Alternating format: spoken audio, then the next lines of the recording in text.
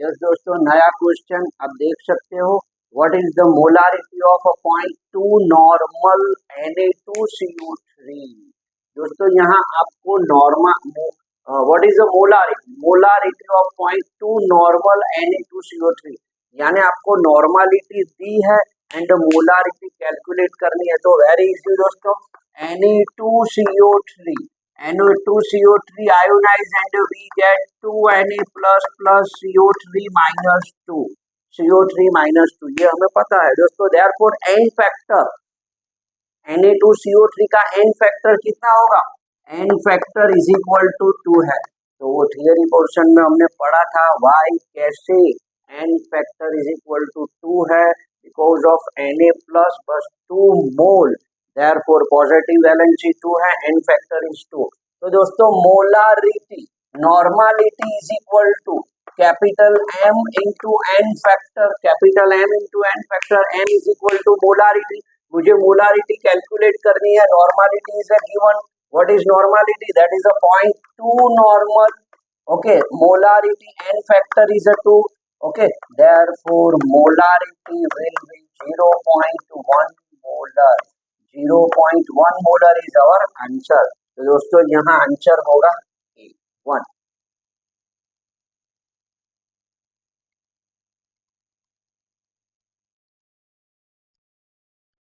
Yes दोस्तों, नया question, the normality, हमें क्या फाइंड आउट करना है दोस्तों, normality of orthophosphoric acid.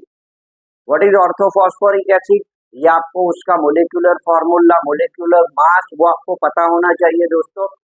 Orthophosphoric acid have a purity of 70% by weight and specific gravity that is 1.54, यानी डेंसिटी आपको 1.54 दी है ग्राम पर ml, यहाँ 70% बाय वेट दिया है एंड आपको नॉर्मलिटी कैलकुलेट करनी है दोस्तों। क्या करनी है, नॉर्मलिटी।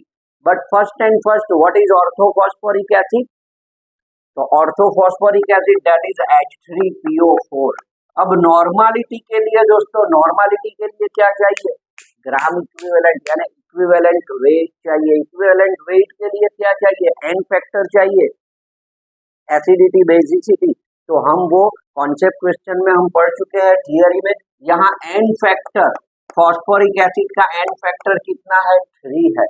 कैसे, क्योंकि दोस्तों उसका जो फॉर्मूला है आपको पता ही है, that is OH and OH। तो ये हो गया orthophosphoric acid. Okay, 3OH, therefore n factor is 3। अब इक्विवेलेंट वेट, नॉर्मलिटी में क्या चाहिए दोस्तों, इक्विवेलेंट वेट चाहिए। तो इक्विवेलेंट वेट के लिए क्या होता है, तो कि equivalent weight is equal to molar mass divided by n factor. तो H3PO4 जो है, H3PO4 का मोलार मास कितना है, 98 एंड n फैक्टर कितना होगा, 3, यानी इक्विवेलेंट वेट दोस्तों, इक्विवेलेंट वेट 98/3, 98/3, समझ रहे हो। ओके, तो ये 98/3 इक्विवेलेंट वेट। अब दोस्तों नॉर्मलिटी में वॉल्यूम की जरूरत है, यहाँ वॉल्यूम तो दिया नहीं है, बट यहाँ 1.54 ग्राम पर ml एंड हियर 70%, परसेंटेज मतलब सॉल्यूशन 100 ग्राम है, तो इसको कन्वर्ट कीजिए वॉल्यूम में। तो due to density is equal to m/v, therefore volume is equal to 100 divided by 154। Okay, volume is equal to m/d होगा। ओके, अब दोस्तों नॉर्मलिटी का फॉर्मूला क्या है वो आपको याद रखना है, उसको आना चाहिए दोस्तों। तो normality is equal to weight of solute, तो कितना है दोस्तों, 70 इंटू 1000, बिकॉज ऑफ ml में सॉल्यूशन ml 100, इसके हिसाब से दोस्तों इक्विवेलेंट वेट कितना है, तो 98/3। तो ये 3 जो होगा उसको मैं ऊपर लगा दूंगा, that is 398 and density volume के हिसाब से 100/1.54, तो वो 1.54 को भी ऊपर लेंगे 1.54। तो यस दोस्तों ये होगा नॉर्मलिटी होगा। यस, फटाफट आप कैलकुलेशन कीजिए, कैलकुलेशन करने से क्या आंसर होगा उसको देखिए। तो यहाँ दोस्तों आंसर है n is equal to 33 normal, n is equal to 33 normal, यानी कि ये क्वेश्चन का आंसर होगा 3, आंसर होगा 33 नॉर्मल। दोस्तों वीडियो पॉज करके ट्राई करना बहुत ही इम्पोर्टेंट है, और जो यहाँ एमसीक्यू दिया है उसको वीडियो पॉज करके ट्राई करना।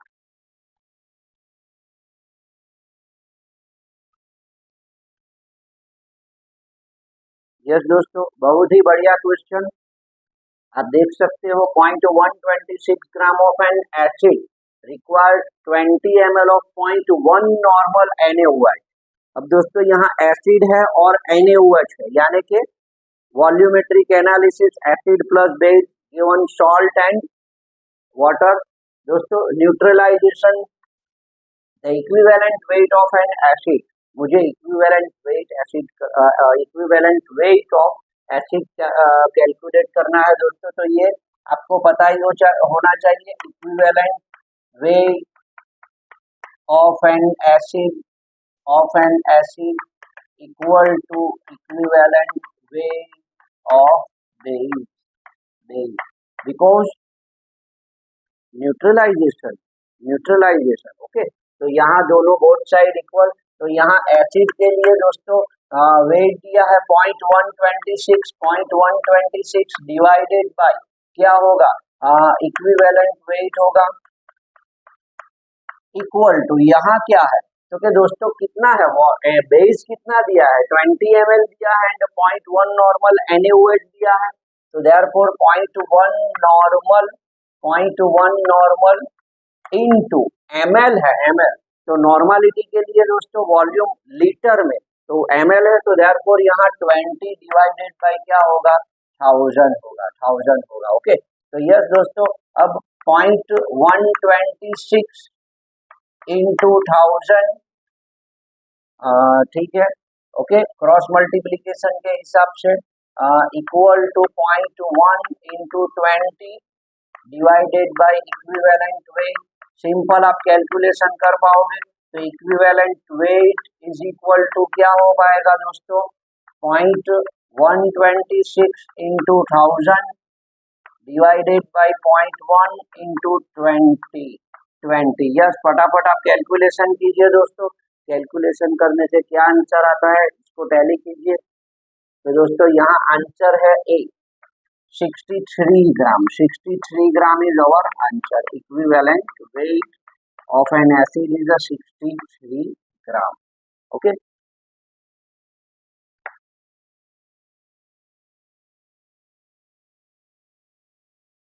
यस दोस्तों, नया question, mole fraction of a solute in benzene is 0.2, यानी आपको मोल फ्रैक्शन दिया है बेंजीन के C6H6, दैट इज 0.2 दिया है, okay. Find molality of a solution, solution की मोलालिटी कैलकुलेट करनी है। मोलालिटी मतलब मोल इन 1000 gram of solvent, okay, 1000 gram, 1 kilogram solvent contain 1 mole, that is a molar.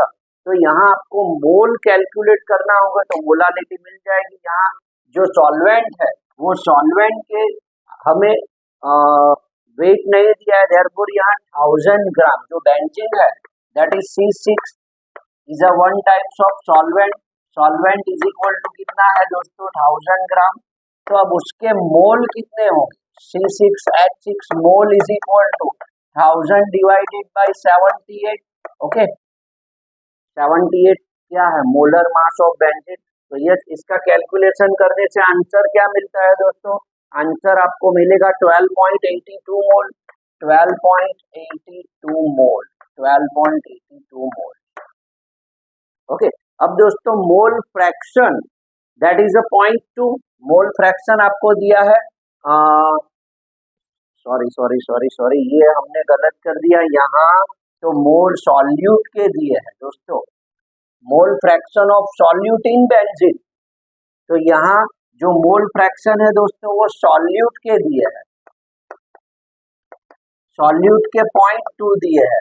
Solvent के क्या हो गए, सॉल्वेंट के तो दोस्तों 1 माइनस 0.2 इज इक्वल टू 0.8 होगा, 0.8 होगा। Okay yes. अब दोस्तों mole fraction of solute, suppose हम सॉल्यूट के लिए x, ओके तो x इंटू x प्लस कितने 12.82 इस तरह होंगे। अब mole fraction of solute that is given 0.2 is equal to x plus 12.82। Yes दोस्तों कैलकुलेशन करिए, कीजिए 0.2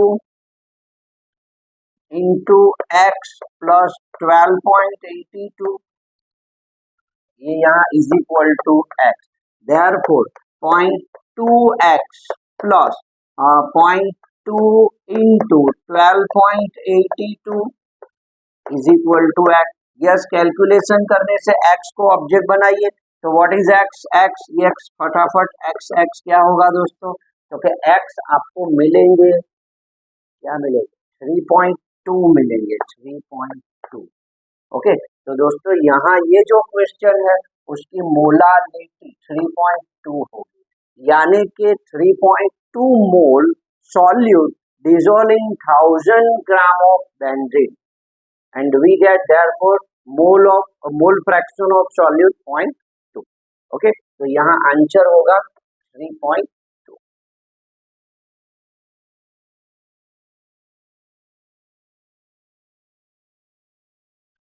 यस दोस्तों नया question, how much volume of 0.1 normal 1 molar H2SO4 1 molar H2SO4 is required to neutralize 20 ml of 1 molar and molar NaOH। अब दोस्तों neutralisation reaction के लिए normality important है, तो दोस्तों यहाँ तो मोलारिटी दी है, मोलारिटी। ओके तो मोलारिटी को नॉर्मालिटी में कन्वर्ट कर दीजिए, तो नॉर्मालिटी के लिए आपको पता ही है molarity into n factor, molarity into क्या होता है दोस्तों एन फैक्टर, तो 1 मोलर H2SO4 जो है 1 मोलर H2SO4 के लिए नॉर्मालिटी क्या होगी, ओके 1 मोलर, तो मोलारिटी इज 1 एंड H2SO4 है तो H2SO4 का एन फैक्टर कितना है 2 है, तो H2SO4 का एन फैक्टर 2, देयरफॉर 2 नॉर्मल। अब दोस्तों NaOH also 1 molar NaOH, 1 molar NaOH के लिए क्या होगी normality is equal to 1 and उसका एन फैक्टर 1, देयरफॉर NaOH के लिए नॉर्मालिटी कितनी है 1 नॉर्मल। भाई आप समझ रहे हो H2SO4 is ionized and we get 2H plus SO4 minus 2, यहाँ 2 है therefore n factor is equal to 2 and जो NaOH है NaOH is ionized and we get Na plus OH minus 1 mole OH minus, therefore n factor is equal to 1। Okay अब दोस्तों neutralisation reaction, therefore N1V1 is equal to N2V2, या तो फिर N for acid के लिए और ये क्या होगा बेस के लिए।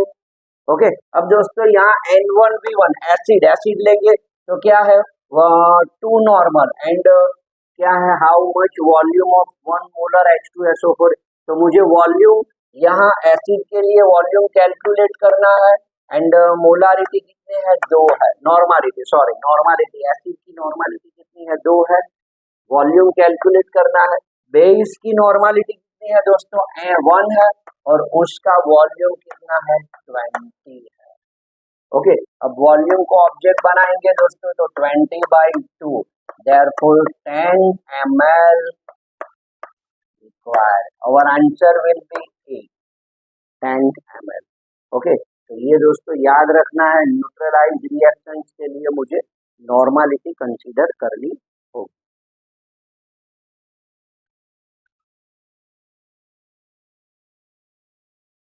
यस दोस्तों बहुत ही बढ़िया क्वेश्चन, समझने वाला क्वेश्चन है। Yes a solution which is described as a 10% glucose in water by mass mean, तो दोस्तों ये जो क्वेश्चन है उसके वो समझने के लिए आप आसानी से इसका आंसर दे पाओगे, बट उसको समझने के लिए पहले ये हम समझ पाए जैसे कि 5%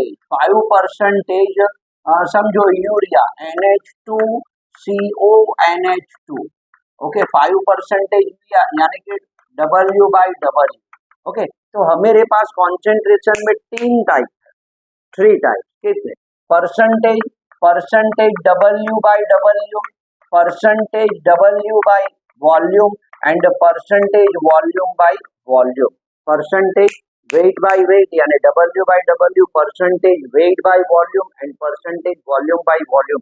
तो वेरी इजी, यहाँ W बाई W इसका मतलब 5% जो है तो 5 ग्राम सॉल्यूट होगा। 5 ग्राम क्या होगा दोस्तों? सॉल्यूट, प्लस 95 ग्राम सॉल्वेंट। 95 ग्राम क्या होगा दोस्तों? सॉल्वेंट होगा।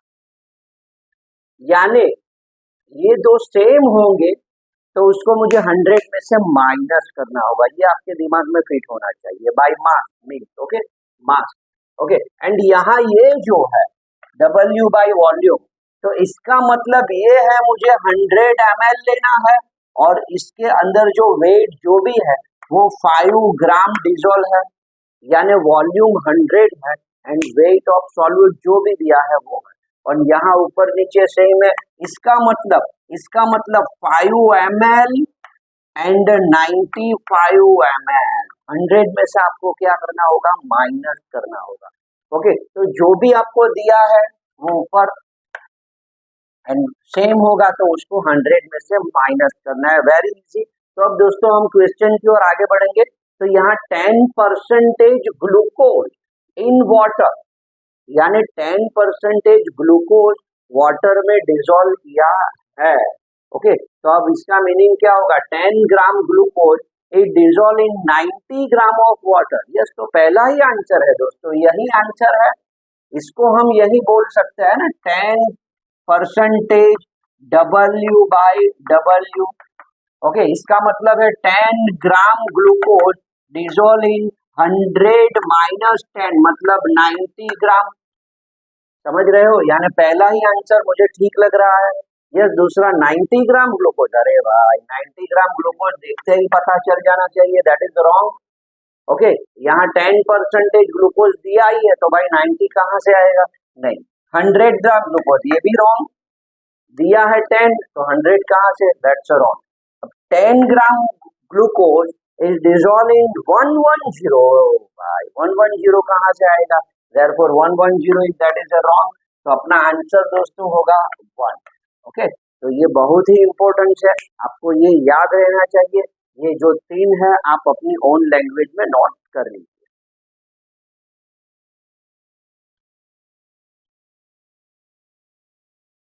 यस दोस्तों, बहुत ही बढ़िया क्वेश्चन आप देख सकते हो। In a solution 7.8 gram benzene, 7.8 gram benzene C6H6 and 46 gram toluene, okay. यहाँ दिया है C6H5CH3, the mole fraction of benzene in this solution. तो दोस्तों मोल फ्रैक्शन को कैलकुलेट करने के लिए पहला क्या चाहिए? मोल चाहिए। मोल को कैलकुलेट करने के लिए क्या चाहिए? मोलेक्युलर मास चाहिए दोस्तों। तो मोलेक्युलर मास आपको पता होना चाहिए। वेरी इजी दोस्तों। यहाँ बेंजीन जो है, benzene that is the C6H6, C6H6 का जो मास दिया है वो क्या है? 7.8 ग्राम दिया है। एंड टोल्यूइन जो है, टोल्यूइन C6H5CH3 जो है वो क्या दिया है दोस्तों? 46 ग्राम दिया है, ओके। अब मास जो है, मोलर मास जो बेंजीन है दैट इज 78 एंड टोल्यूइन जो है वो 92 होगा, okay. Molar mass of benzene C6H6 that is 78 and toluene जो है उसका कितना है? 92 है, ओके। तो अब दोस्तों मोल ऑफ बेंजीन के हिसाब से 7.8 डिवाइडेड बाय 78, यहाँ बेंजीन का मैं B लिख रहा हूँ एंड टोल्यूइन का T लिख रहा हूँ, 46/92, 46/92। अब mole fraction of benzene that is 7.8 mole of benzene divided by total mole यानी 7.8/78 प्लस 46/92। यस, तो फटाफट कैलकुलेशन कीजिए दोस्तों, सिंपल। ये हो जाएगा 1/10 हो जाएगा भाई, है, ये 70 तो 70, ये भी क्या डिवाइडेड बाय 1/10 प्लस दोस्तों 46 एंड 92 दैट्स 1/2 1/2। तो ये सब कैलकुलेशन कीजिए, कैलकुलेशन करने से आपको आंसर मिलेगा A41 यानी 1/6 is our answer, 1/6 is our answer.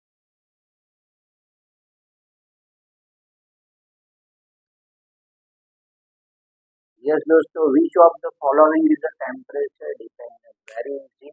हम डेफिनेशन फॉर्मूला में पढ़ चुके हैं, यहाँ तीन जो है पार्ट पर million, molality, mole fraction and molarity. तो आपको याद रखना है कौन से कॉन्सेंट्रेशन यूनिट में वॉल्यूम आ रहा है, वॉल्यूम। तो दोस्तों पार्ट पर मिलियन में नहीं, मोल फ्रैक्शन में नहीं, मोलालिटी में सॉल्वेंट का वेट कंसीडर किया जाता है, मोलारिटी में वॉल्यूम होता है। तो यहाँ दोस्तों आंसर होगा 4। Okay, molarity is a totally dependent on temperature, temperature change हो जाने से molarity will B change.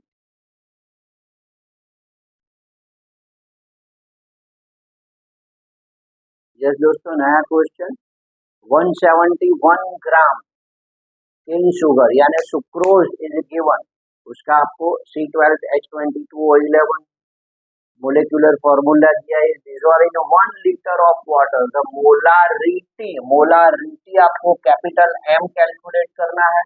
Very easy question दोस्तों, मोलारिटी फॉर्मूला आनी चाहिए एंड ऑल्सो सुक्रोज का मोलर मास आपको आना चाहिए। अगर आपको तुरंत आता हो तो we can easily solve this numerical simple molarity.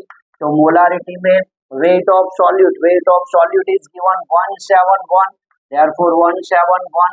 Okay, and here दोस्तों 1 लीटर दिया है, 1 लीटर तो 1000 की जरूरत नहीं है दोस्तों। मोलर मास कितना है, 342 इंटू 1, 342, तो सिंपल 171/2, तो देयरफॉर 1/2, इसका मतलब 0.5 मोलर, 0.5 मोलर। तो यहाँ दोस्तों 2 that is wrong, 1 molar wrong, 0.5, तो आंसर होगा 3.5 molar is our answer. Okay, तो दोस्तों ये सारे न्यूमेरिकल्स में फॉर्मूला बहुत ही इंपॉर्टेंट है, आपको याद रहेंगे।